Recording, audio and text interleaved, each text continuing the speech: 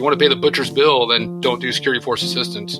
And we can just go back and secure objectives later on through ground combat. But if you don't want to pay the butcher's bill, which I don't, right, then you need to do it through engagement and maintaining presence and influence and access and competing, on this side of conflict. That's why you do security force assistance.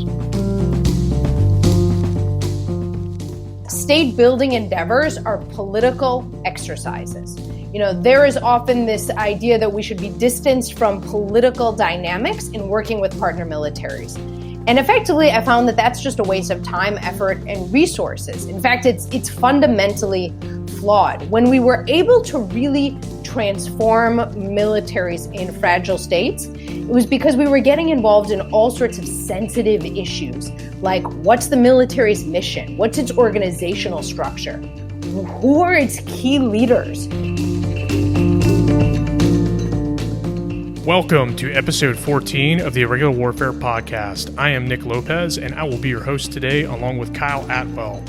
In today's episode, we discuss how to most effectively conduct security forces assistance and building partner capacity. Our two guests start by describing what security force assistance is and what role it plays in the current national security environment.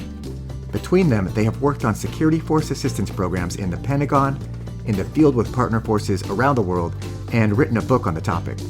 This rich combined experience provides a solid backdrop of case studies to identify best practices, realistic outcomes, and to dig into the specifics of how the Army Security Force Assistance Brigades and other military advisors should be resourced, trained, and employed in the future.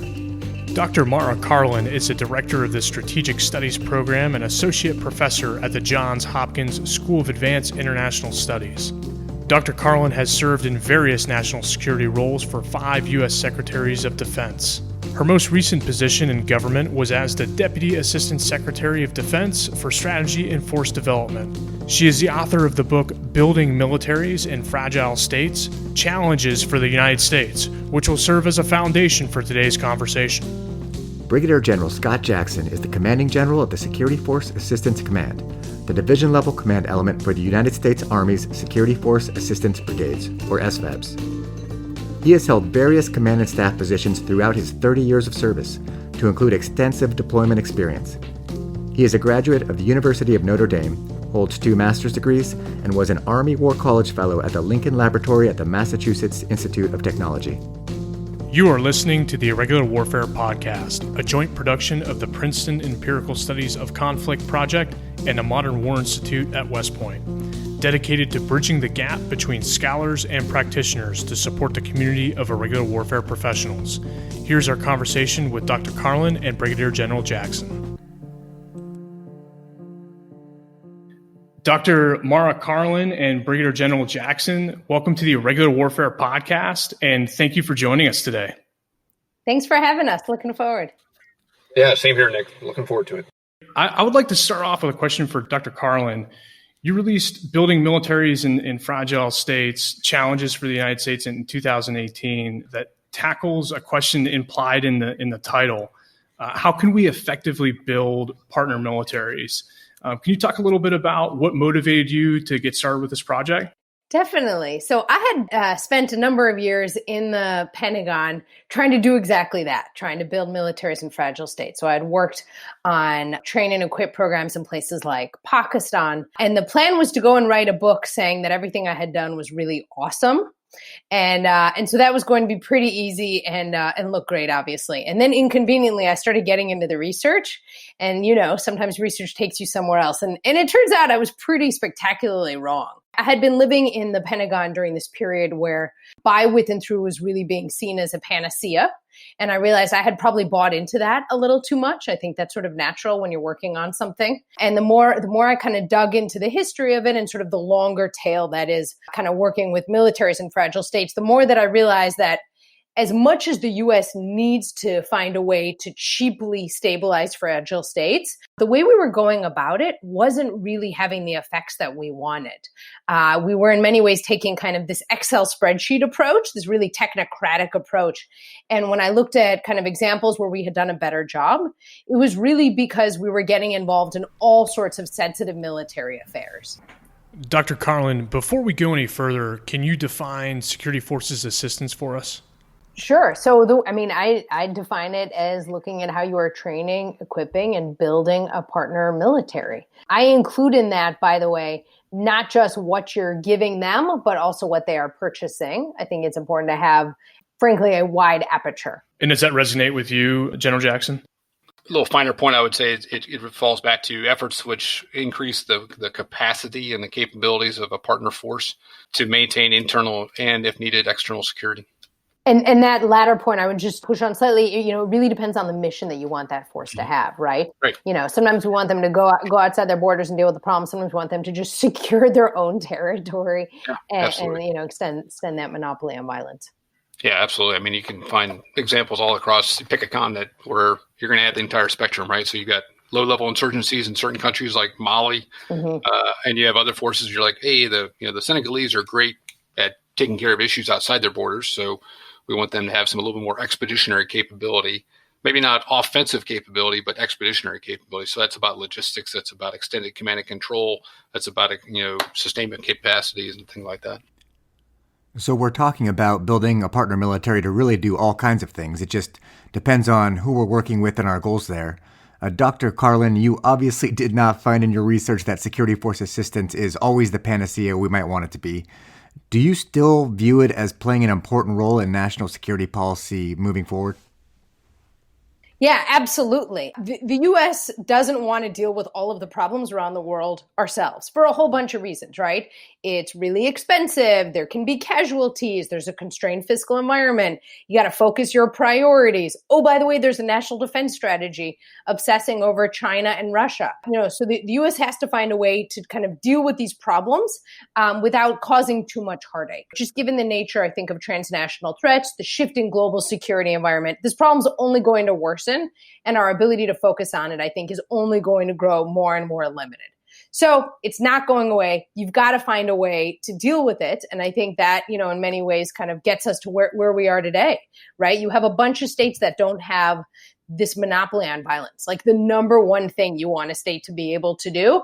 How do you minimize that from affecting you or your national security interests? And Kyle, if I could tag on to that one a little bit, I think there's also an aspect of deterrence to this as well.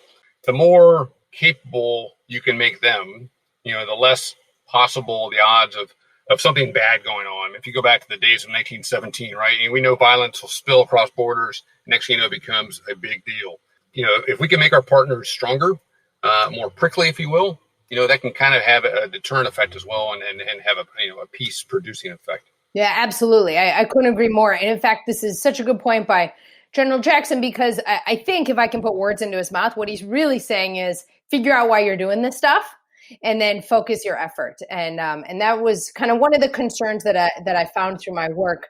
Oftentimes it was hard to kind of gather around the table, sort of inside the family, if you will, inside the U.S. government and say, okay, no kidding, why are we doing this? Are we doing this because we want this military to go against X or Y actor? How do we help shape them to do that? Or actually, are we doing this because we just actually need them to vote with us in the UN Security Council, or some other reason. And unless you've kind of got that first order question honestly answered, it can be really hard to track your program in line with it.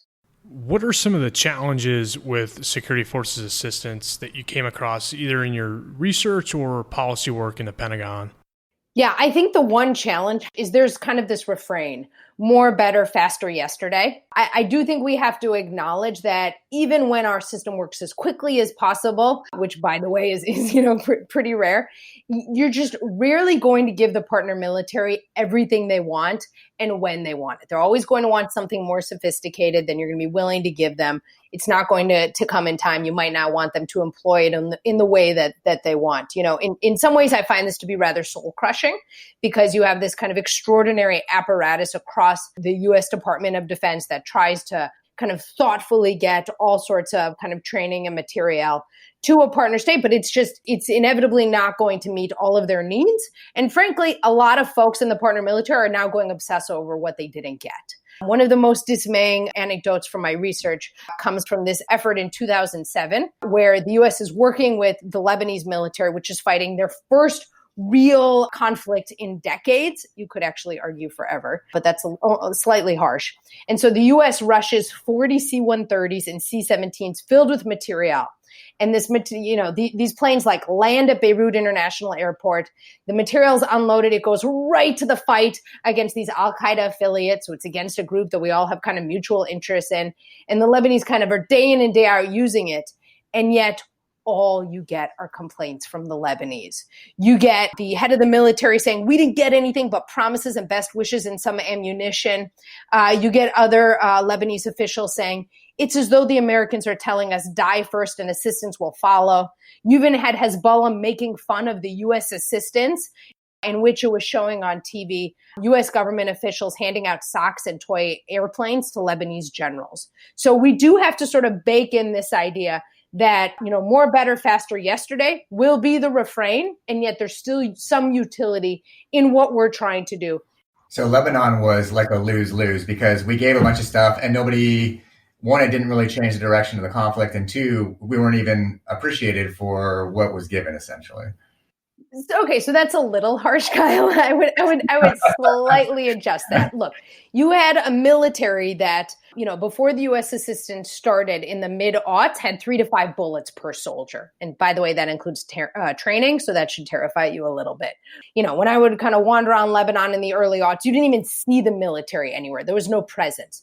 Because of U.S. assistance, you now had the military able to kind of go across kind of all Lebanese territory. Not necessarily do everything you would necessarily want it to do, but it could at least be there, be across Lebanese territory.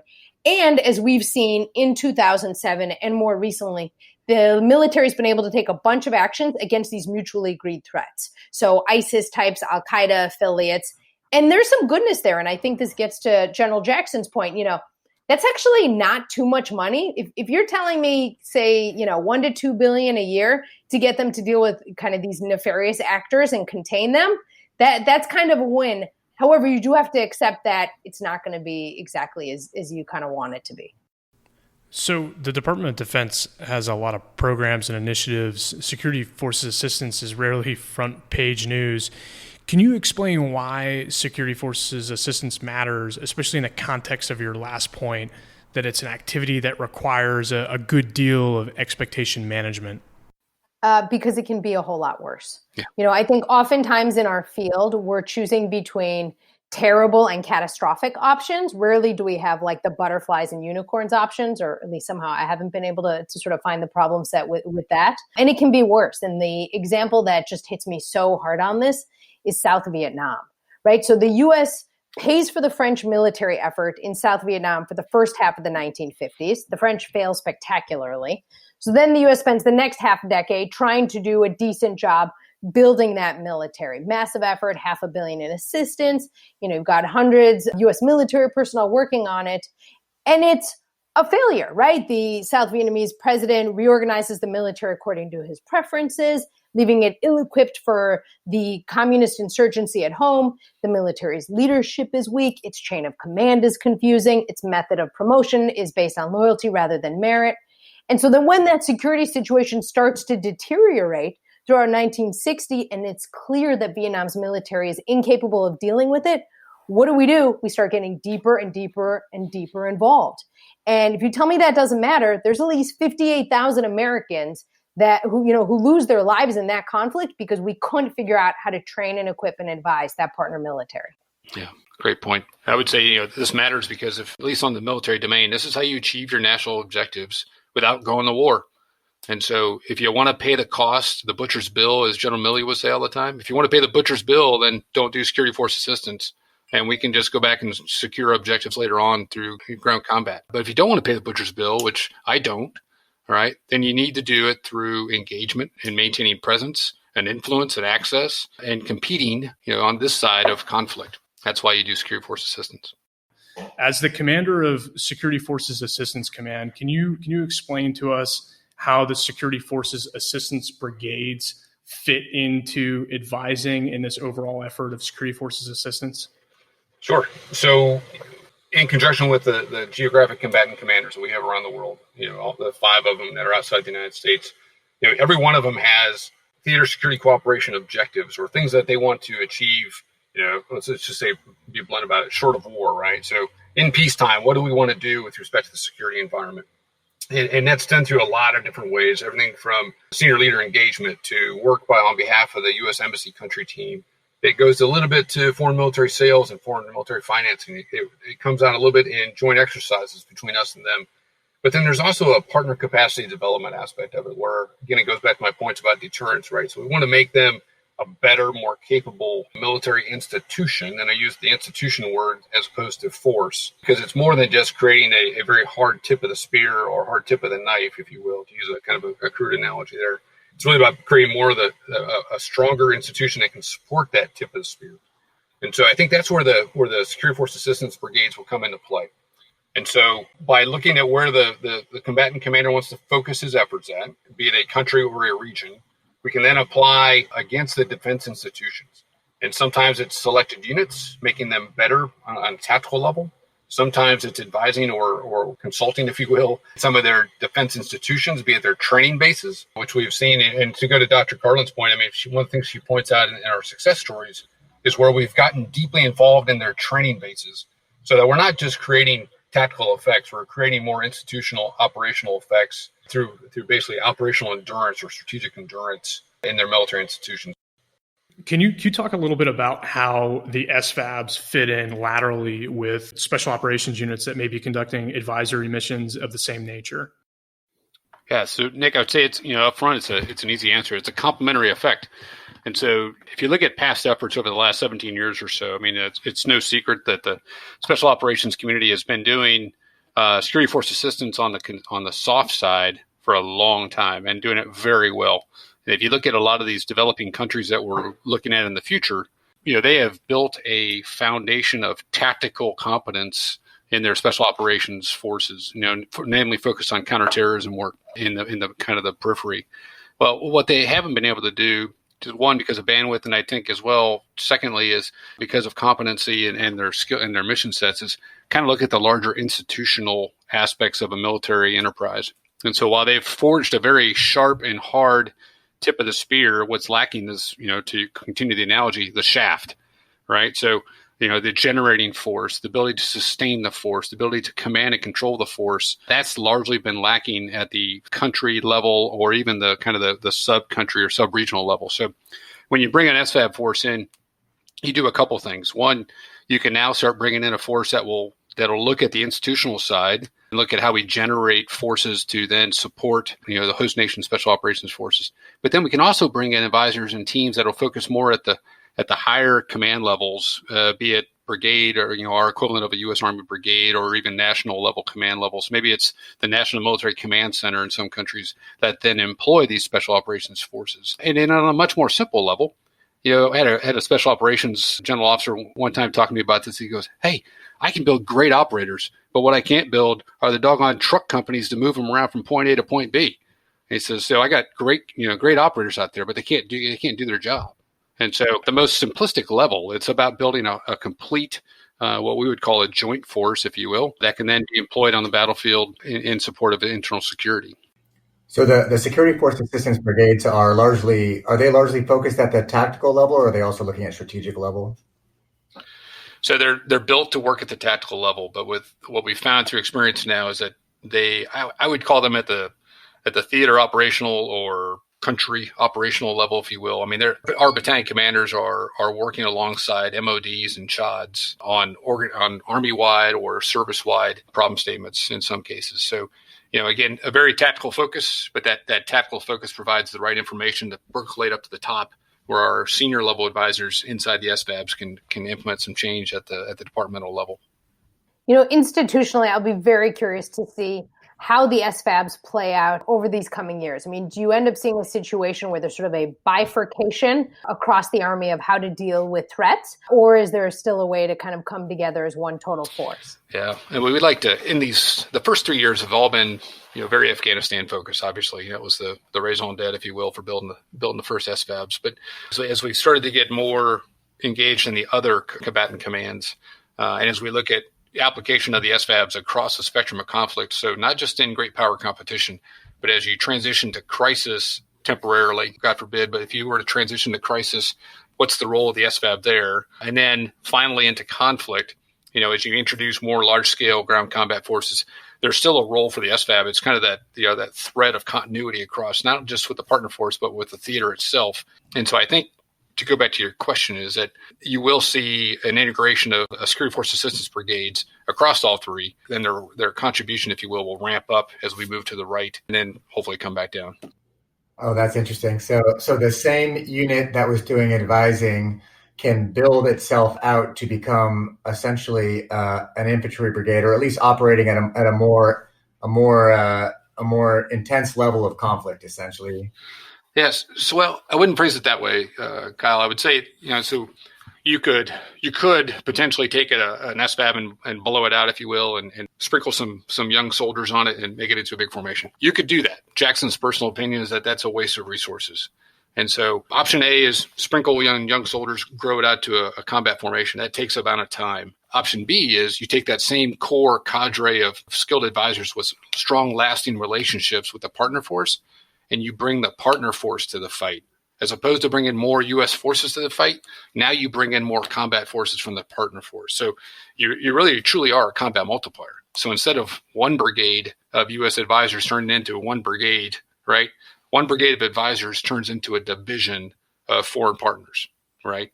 That's the math that goes along with SFABs as they transition to conflict. And with every organization snap linking into a partner force brigade size element or bigger, you've now brought all that coalition and partner force combat capability right alongside U.S. combat capability. When I thought SFAB and Special Forces originally, my initial conception was that Special Forces would be like tactical and SFAB would be institutional, which I don't think is correct now. And you made a great point, General Jackson, that the SFAB can bring in technical skills like logistics and artillery and other things that maybe other units aren't fully trained or capable of doing. But we've identified this potential gap of synchronizing our strategic or institutional level reform. I guess for you, Dr. Karlin, when your book said that a key to security force assistance success is getting involved in sensitive type of activities, what level of analysis were you looking at within the partner force? Where is it most critical for the United States or another to get involved? I think that's going to have to happen at the institutional level, but you can't just go in at the institutional level because you won't really understand what's going on. I mean, this sort of tactical and operational involvement with a partner military is where these patterns will emerge, where you'll start to realize, oh, there are these issues. They don't know how to do this.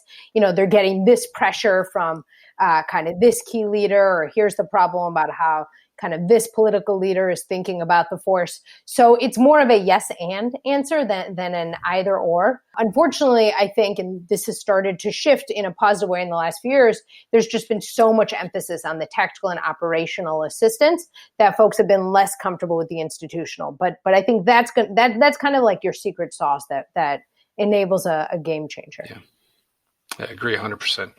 Yeah, that's where you consolidate gains, if you will. I mean, you can improve the tactical edge all day long, but until you kind of wrap it all up with some institutional reform and capacity development, it's all short term. With that, Dr. Karlin, what were the specific findings from your research and policy work? Definitely. So I looked at a number of examples post-World War II and trying to understand, when the U.S. Had done a better job building militaries in fragile states. And I looked kind of across various regions and various threats. And I tried in particular to focus on places that were important to the U.S. for reasons larger than themselves, right? So Greece after World War II was really important to the U.S. Because it is seen as sort of this first battleground for what's going to happen in the Cold War, for example. Vietnam plays into that as well. And so I really came up with two findings that I didn't necessarily expect. The first is that state building endeavors are political exercises. There is often this idea that we should be distanced from political dynamics in working with partner militaries. And effectively, I found that that's just a waste of time, effort, and resources. In fact, it's fundamentally flawed. When we were able to really transform militaries in fragile states, it was because we were getting involved in all sorts of sensitive issues, like what's the military's mission? What's its organizational structure? Who are its key leaders?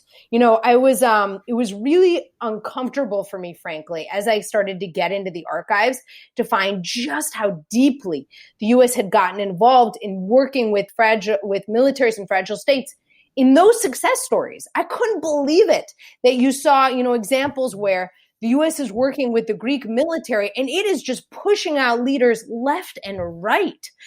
Folks who kind of aren't in line with the changes that are in kind of line with the U.S. goals and the U.S. strategies.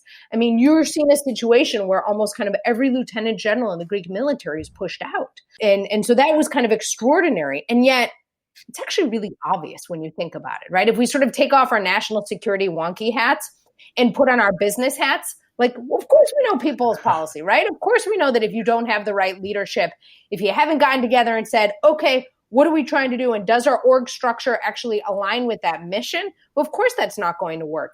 And yet what I found is that was rarely the approach we were taking, right? In the US, it was much more of this really, as I said, kind of refer to it as like a technical or technocratic approach. So that was kind of big set of findings. The other big set really focused on the role of third parties. So often this is a bilateral conversation. The U.S. is trying to build the Afghan military. Well, gosh, we sure know that Pakistan plays a pretty darn big role here. And we should kind of look around the room and acknowledge that there are going to be limits to what we're willing to do vis-a-vis Afghanistan because of this role Pakistan plays. Okay, so the first consideration is how we conduct security force assistance, but even if the U.S. security force assistance approach is solid, we may still need to contend with other states or third parties who are seeking to actively undermine our efforts.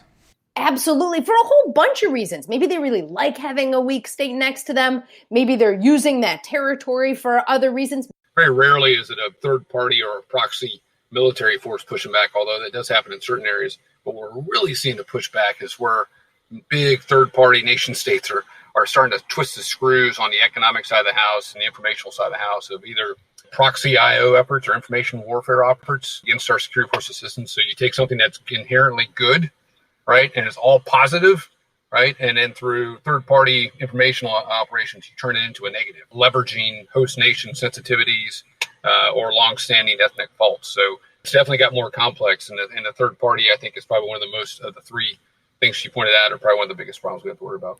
And inconveniently, the U.S. military is not going to be the one to fix that, right? And yet, we have a situation, of course, in which that's really the force that we resource the most to focus on these kinds of issues. But I think General Jackson is just spot on that the sort of aperture needs to widen given how competitors and adversaries are engaging in this topic. But the right thing to do will not be to point to General Jackson and say, hey, can you go fix that kind of thing? Because he's just not going to have the resources and the capabilities to do that. He's not going to be best postured to do that. There's been a lot of talk in both academic literature and within the military that the American way of war is essentially not conducive to generating good advisors. It's focused on massing force. It's a contested kind of perspective. But we did have one guest who argued that the reason the Special Forces qualification course is 2 years long is not because the natural talent isn't there, but because it takes 2 years to change the mindset of a conventional Army soldier to essentially take on the advisor mindset. I just wonder how you have addressed in your pipeline for the SFAB advisors, getting them ready for conducting military advising missions, and if there's any kind of organizational culture things you've done to make the SFAB become a kind of a culture appropriate to advising.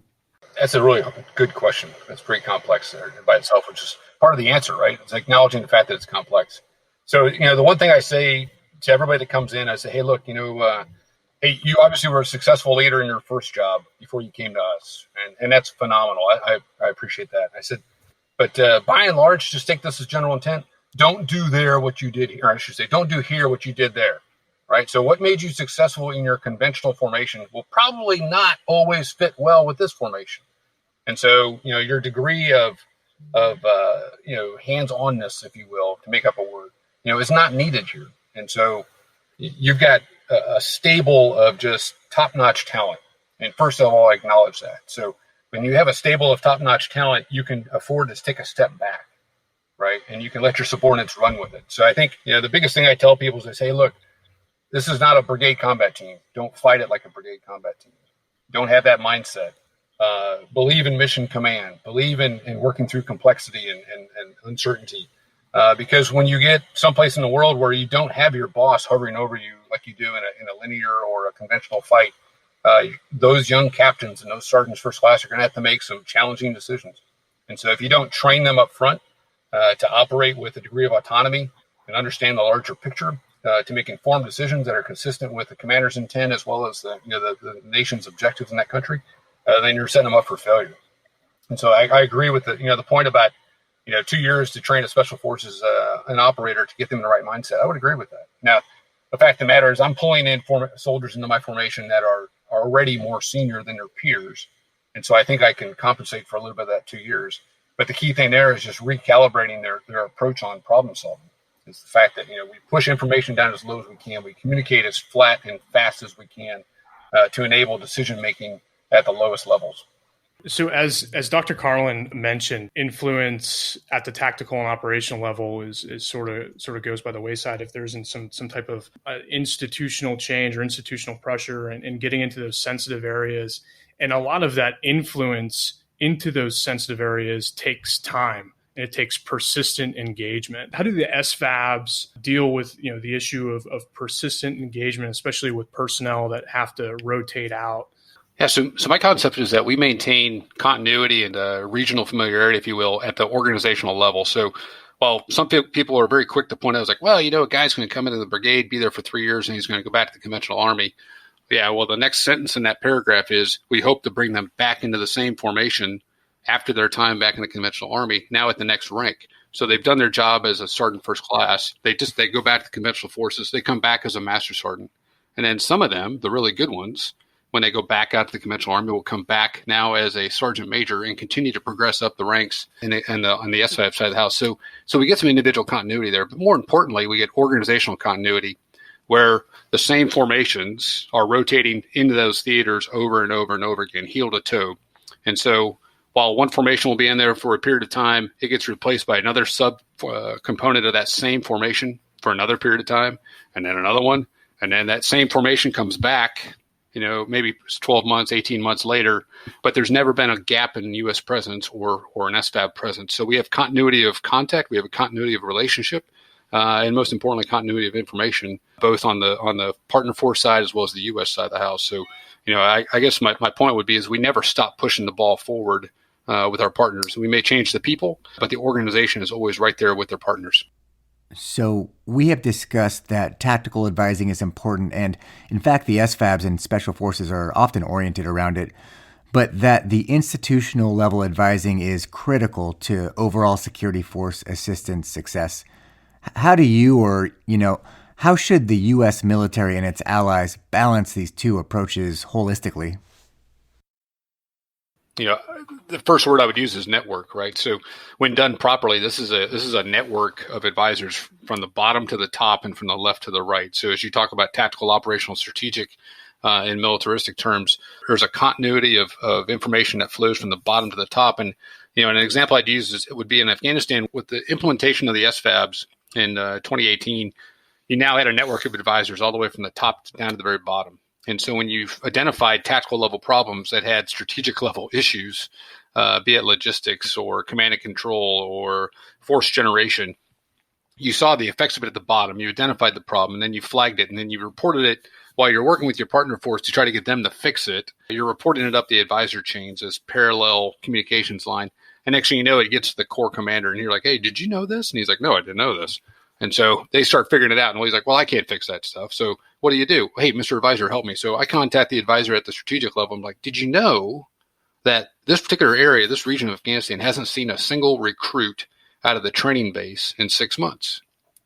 Can you help me with that? I'm like, wow, I didn't know that either. So let me go look into it. So he starts working his contact. And next thing you know, through this network, you have solved a tactical problem that's generated or produced by a strategic readiness problem at the very top, a policy issue, right? Or a lack of information. And so that's kind of the interplay between the strategic, operational, and tactical. So it's all about, solving problems throughout the depth of the particular environment by having, nodes and sensors, if you will, at every single level. What I really appreciate about what General Jackson was just talking about is really that at the strategic level, hopefully you've been able to pick up on patterns that you're seeing kind of across a force and the challenges that it's facing, whether it's willingness to fight, whether it's how they're interacting with the civilian population. And then you can tackle that, say, by advising the chief of the defense forces, by talking with the minister of defense, for example. Yeah, I had a conversation a little while back. We had a minister of defense from a particular country come visit us when I was at Fort Benning. And we were going to show them off, what we do in the SFAB. And we thought we were going to have kind of a very tactical lean to the conversation. And after we talked to him for about 5 minutes, he goes, "Let me ask you a question." He says, he looked at all the non-commissioned officers I had there, and he says, "Why did you join the U.S. Army?" And then he says, "Why do you stay in the U.S. Army?" And my NCO started answering the questions, and it was like, well, it's about healthcare and housing and progression and education. And he's like, let's talk about housing. So the next thing you know, we talked about housing for an hour. And then it was about retirement pay. And so when you want to talk about, strategic level advising, that's the kind of touchy little topics that you're going to have. And then he looks at me and he goes, "Let's talk about retirement. General, how much did you get paid in retirement?" I'm surrounded with about 15 of my guys. And I was like, well, wasn't prepared to have that conversation today, but sir, the number is X, and he's like, "That's pretty nice." And, of course, all my guys are also like, "Yeah, that number's pretty nice too." But that's how you build nations, I think, is when you start looking at the institutions that support the security structures. You just can't build a very strong tip of the spear. You got to build the whole thing in order to make it work. And part of that is pay, entitlements, reform efforts, and generating force development efforts. So you've cited 2 examples from Afghanistan to talk about, kind of successes in influencing at the institutional level. And then earlier you cited that we were able to get involved in sensitive political issues such as personnel because we were present. But in Afghanistan, it could be argued that we just have a huge amount of resources and investment that maybe give us more leverage in more resource constrained type of environments where we may have a much smaller footprint. Do you think that we're able to get influence over the sensitive issues that Dr. Karlin has brought up? And if we have limited resources, where should we focus them? Is it at the tactical or kind of institutional level? Yeah, great question, Kyle. I think that the answer to that is, we used a phrase called, is it a good partner, right? You got to have a good partner to work with, So I think if you have a partner force that is invested in the problem statement, it doesn't matter about the scope of the resources you apply against it. They're going to be a professional about it, and they're going to do what they can with what they're given, be it advice or be it resources. So, you can sit down and have an under the shade tree conversation with your partner force in the smallest country in the world. And as long as you're proposing the right recommendations that are appropriate to the situation, and your partner is vested and is a good partner, you can make a heck of a difference. And again, you go back to that persistent presence that presence gives you access and influence, and you can start making changes. I couldn't agree more. I mean, look, it's a little awkward to admit, but there are diminishing marginal returns to investment. Right? At some point, putting a couple extra dollars, a couple extra 100 million or what have you, unless they're really focusing on new capabilities, they're probably not going to change the partner's willingness to listen anymore. But to the extent you've got a partner who actually wants to at least hear things out, I mean, they may or may not be able to take action as you would like for a bunch of different reasons. I mean, all systems are complicated and dysfunctional in their own way. That's really going to be, I think the key. So General Jackson, Dr. Karlin's argument is that, we need to get involved in sensitive issue areas. We need to kind of reform and professionalize the military, but they may not want there because that may be fundamentally against their interests as leaders. How do we address working with partners who are not ideal partners, but we have to work with them? Yeah, that's a tough one. Dr. Karlin calls it, make sure we're clear on what we want to get out of them. And that's the first one, manage your expectations. So if you got a partner that's marginal or not as ideal, then I think you need to make sure your expectations are managed appropriately and they're not as idealistic as you would want them to be. Shoot for the small victories. But at some point, if it's just not going to happen, as they would say in sports, don't force a shot that's not there, and be willing to make that part of your assessment. Like, hey, this is just not happening. This is not a good use of resources. We need to find a different tool. If it's not a military advisor, maybe it's an economic policy that creates an opening for a military advisor to work in. I mean, understanding that this is truly all aspects of strategy get a vote in this thing. And so the door may not be open for our folks to come in and start working with the partner force. There may not be that motivation or that incentive. Well, maybe other aspects of either diplomatic or information or economic power may create an opportunity or create that incentive 6 months, a year from now, and then we can come in and work the military, the internal security development piece. But you got to know that going up front, and got to be willing to, call the shot and say, hey, this is just not happening under these conditions. Absolutely. Folks who aren't kind of this world will read my book and say, wow, that's a success. That's like pretty ugly. We're supposed to feel good about that. And when I said, yeah, you got to look at your alternatives, right? Trying to be sober about our expectations and what's really feasible is just so very important. It can always be a whole lot worse if you're not sending in hundreds of thousand troops, if you're not spending hundreds of billions of dollars and you're getting a half decent situation, that actually may be the best thing you're going to get. But exactly as General Jackson is saying, you've got to have the sobriety about what's possible and what's working, and don't sort of romanticize the partnership. I think this has been a really dangerous element, where you've got some folks saying, hey, a certain partnership's transactional, and others are saying, no, it actually means much more. Obviously, Syria is like the fantastic case study here, and sort of the danger of kind of falling in love with partners, recognizing that they're all going to be flawed in their own way, as, by the way, it turns out the U.S. also is as a partner. But at the end of the day, you might just need to step back and say, we're throwing good money after bad. This thing isn't actually meeting sort of the terms of our checklist, and let's just kind of accept that. Yeah. So maybe a good motto for security force assistance at large could be somewhat effective, terribly unsatisfying. Is that a fair? Oh, geez. I don't think I'm General Jackson's getting coins made up right now. With that. Until Kyle didn't major in marketing. Kyle, keep your day job, Kyle. You're not a marketing.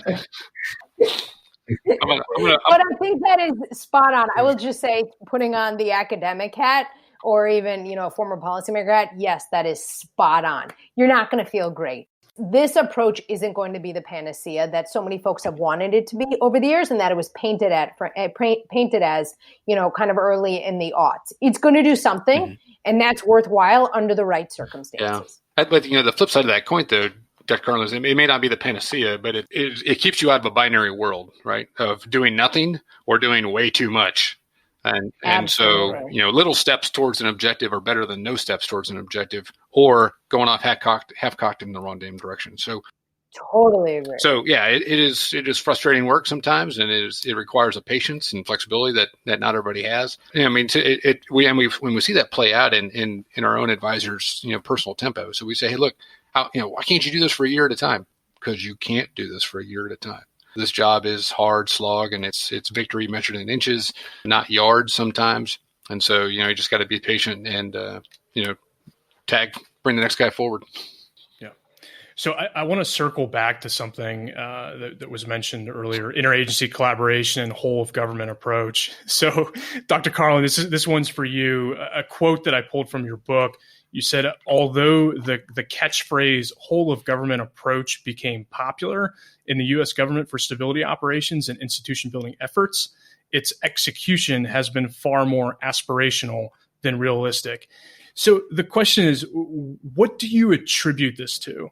Is it a lack of interagency processes, bureaucratic stovepiping, or is it just the nature of massive enterprise level organizations that they're essentially corporations that have to coordinate and synchronize? Yes. I was somewhat sober about the notion of whole of government in that book. And then in the book that I'm wrapping up now, looking at the impact of the post 9/11 wars on the military, I can't tell you the number of times in interviews folks would say, oh, the whole of government, you mean HOLE. And that was just like soul-crushing dagger to the heart. I say that, though, with a lot of sympathy, though. I mean, look, part of it is just these are really complicated and thorny topics, and it's important to sort of recognize that. Part of that is resources. We do a really good job resourcing our military and not the other parts of our government. That's not least because, frankly, most of the American public doesn't really know what the other parts of the government do. When it worked well to build partner militaries in fragile states, it's because you did have a functioning interagency process, right? I mean, you have a situation when you look at Greece post-World War II, where the interagency is regularly getting together and saying, let's reassess. how is it going?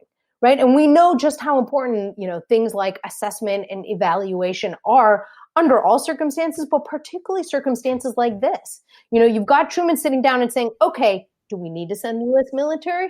Is this doing what it needs? Do we need to downgrade our involvement? And just stopping and forcing those kinds of questions.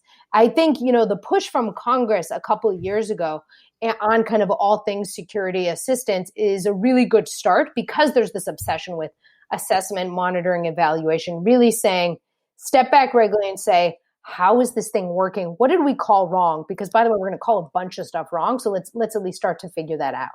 So when China offers equipment and training without conditionality, basically what that country wants, and the U.S. comes in and it goes through the assessment process, has its methodology and its way of evaluating progress, and offers what the U.S. government thinks that country needs as opposed to wants, there's a little bit of an issue there. How do you see this all playing out in an era of great power competition?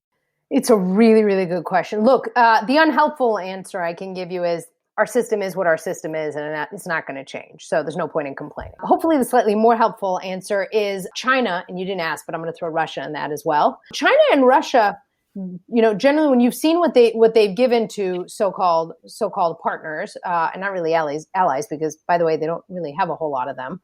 It's oftentimes not going to be great equipment. They're not going to give them the training that they need. They're definitely not going to take care of sustainment. And by the way, we're not talking gifts here. On the whole, China's slightly different, but particularly as it relates to Russia. And so I think, the U.S. comes with this comparative advantage that it's saying we're building in a relationship and we're doing things that are going to make sense for you in the long term. You're becoming a part of the most globally connected network of allies and partners by being a part of this system. Yeah, there's I've talked to a couple of folks who have, if you will, partnered or received some aid, if you will, from other countries that we were just now talking about. And there's no difference. I mean, there's no doubt that they realize it's a quality versus quantity type argument. It's the, hey, do you want to buy your stuff at Big Lots, or you want to go to Sears and buy the top quality tools, right? If you go to Sears and buy your stuff, it's going to last forever. If you go to Big Lots, it's going to break next week. And then they know they're getting the Big Lots, right? That's what goes with the material stuff. And the best example I ever heard was about training. And he says, yeah, I participated in the Chinese version of IMET, which is their International Military Education Training Program, right? So the guy went to China for military training. He got put in a classroom with a bunch of other folks from his region in his home continent, not with the Chinese. So he sat in a classroom, received Chinese military instruction, taught in Chinese, not in his native language or anything else, and then he went home, right? Compare that to a United States experience where the officer or NCO comes to the United States, he gets immersed in U.S. military culture, gets immersed in U.S. culture, he learns our culture, and he comes home with a long-lasting relationship. All right, so that's the quality, differential that the United States across all aspects of national power offer compared to our competitors out there. So, people ask me, what's our competitive advantage? I say it's our people.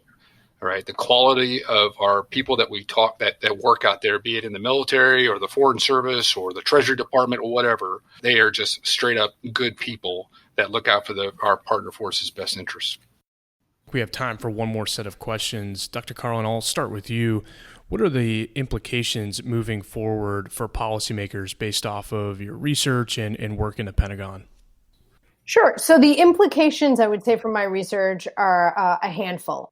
You got to recognize that this is a political effort, right? Don't take the Excel spreadsheet approach and we gave them X number of Humvees and, Y pallets of ammunition, and therefore we have, train, advised, and assist. That's not going to work. You've given them a bunch of stuff and some training. That's great, but you're not really going to be able to transform them. Another kind of key implication is just accepting that you're going to need to get involved in things you don't feel comfortable doing. Right. So thinking really hard with that partner military about their mission, having conversations with them about their mission, maybe pushing them to make changes on the leadership front or to rethink their organization, helping them understand what the U.S.'s priorities are and why those priorities exist.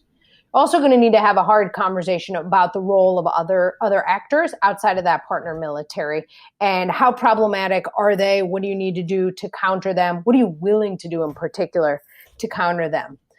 inside the family, if you will, right? Inside the government, you're going to want to not just have those discussions about why you're engaged in this effort, but also regularly assess that. Figure out how to make your process, your decision-making process as functional as possible so that you can figure out, look, is this effort to work with a partner military actually doing the things that we think it's doing, or has the security situation changed, or have we not had the effect we think we're having? And therefore we need to turn the dial up or down on our level of involvement. And look, given all of those implications, some folks might just say, thanks so much. We don't really want to try these things. We think the bar you've just set is way too high and way too complicated. To which I would say that's absolutely fine. Just be clear-eyed about it, right? If you still do want to work with a partner military, but you don't want to invest this time, this kind of focus on building the institution and reshaping that force, that's absolutely fine, but recognize limited U.S. involvement is going to have a limited impact. And a limited impact isn't a terrible thing, right? Maybe you can help professionalize that force a little bit. You can get a little bit of intelligence per se. Maybe you can get some cooperation at the tactical and operational level on mutually agreed threats. You can give U.S. military personnel some good experience working with foreign forces. That's all fine. Just be sober and be clear-eyed about what kind of you can actually squeeze out of that. On the practitioner side, Nick, I would say that the implications for the future is if we are truly going to go all in, like our national defense strategy indicates, with strengthening partners and allies, and the mechanism for that is security force assistance at some scope and scale, right? So if we're going to do that's a commitment institutionally that to really build the structure, build the training, build the right policy that brings the joint force and the entire department and to go back to the whole of government discussion, really start trying to pull them together. And at least, just thinking about inside the department itself. So as you look at actions like, the U.S. SATMO, and you start synchronizing foreign military sales and financing along with the capacity development efforts that are separate from those transactions, and getting synergy between those two things. There's gosh, I can't even count the number of people that are engaged in the security force assistance and security assistance realm inside the department. And so how do you get unity of effort, not necessarily unity of command, but unity of effort in a regional or sub-regional basis is something that we're going to have to look at in the future. And then a little more tactical focus, the services are going to have to look at their own, developmental programs, I guess, to, continue to feed this process and this effort. Called security force assistance in the future. I mean, the stand-ups of the first 5 brigades were a Herculean effort, and they've done great. And the Army definitely got it right for what it was designed to do. But as we look to the future and we try to get that strategic, operational, and tactical nested advising efforts, how do we groom advisors to work at the strategic level? What's the training program? What's the structure? What's the organization? How do we tap into that resource somewhere inside the department to pull them out and put them in a country X to work on this particular human resources or logistics or organizational structure problem or strategy development, and pull them out of the regular Army, put them over there to do a job underneath the umbrella of security force assistance. All big organizational questions that we haven't really tapped into yet. Dr. Mara Karlin and Brigadier General Scott Jackson, we really appreciate you all coming on to the Irregular Warfare Podcast. Great stuff. This was a lot of fun, y'all. Thank you. Thank you, guys. Thanks for what you do. Thanks so much. Take care. Thanks for listening to episode 14 of the Irregular Warfare Podcast. We release a new episode every 2 weeks. In our next episode, our new co-host Daphne McCurdy and I speak with Candace Rondeau from the Center on the Future of War and Robert Hamilton from the Foreign Policy Research Institute about Russia's use of Wagner Group. After this, Shauna and another new co-host, Andy Milburn, will discuss the Irregular Warfare Annex to the 2018 National Defense Strategy with Deke Rowe from the Office of the ASD Solic and David Maxwell from the Foundation for the Defense of Democracies. Please be sure to subscribe to the Irregular Warfare Podcast so you don't miss an episode. You can also follow and engage with us on Twitter, Facebook, and LinkedIn. One last note. What you hear in this episode are the views of the participants and do not represent those of West Point or any other agency of the U.S. government. Thanks again, and we will see you next time.